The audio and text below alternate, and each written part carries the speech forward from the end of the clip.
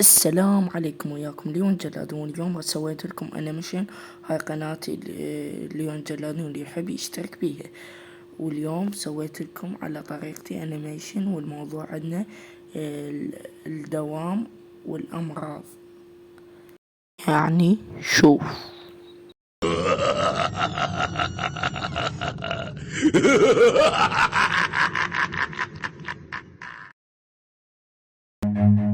Run.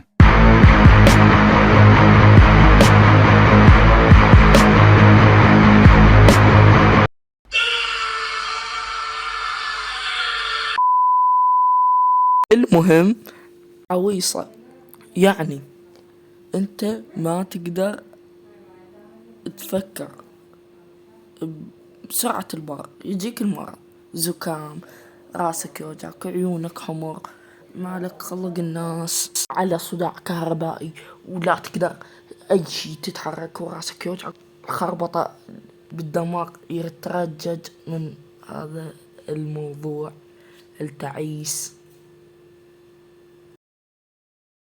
المرض ويا يوم، يومين، 3، 4، 5، 6 أسبوع. يعني ما تلحق تحك راسك أصلا. مرض ورا مرض ورا مرض ورا مرض. عقلي ما قاعد يركز ويا هاي الأمراض.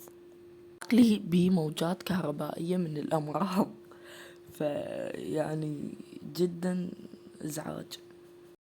يعني المود تعبان كلش إلى أبعد درجة. المود مش تمام كلش. يعني أمراض بسرعة. هاي أذية. قوة سويت هذا الانيميشن. يعني كتبولي تعليقات زينة، واشتركوا بقناتي. نريد نوصل 1000 مشترك بأسرع وقت قدها. أتوقع ورا شهر شهرين نوصل 1000 مشترك، وأكون ممنون منكم وأشكركم، لأن أنتم رفعة راس. يعني اخوي عامر اركب الخطر الله يحفظك.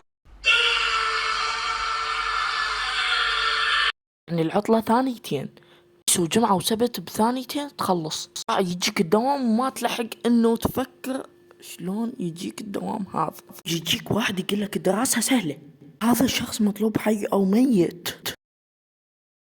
وهنا وصلنا الى نهاية الحلقة. اذا وصلت لهاي الدقيقة اكتب ليون الجلادين، ومع السلامة، وكنتم بحفظ الله. وكتبوا رأيكم عن الحلقة. باي.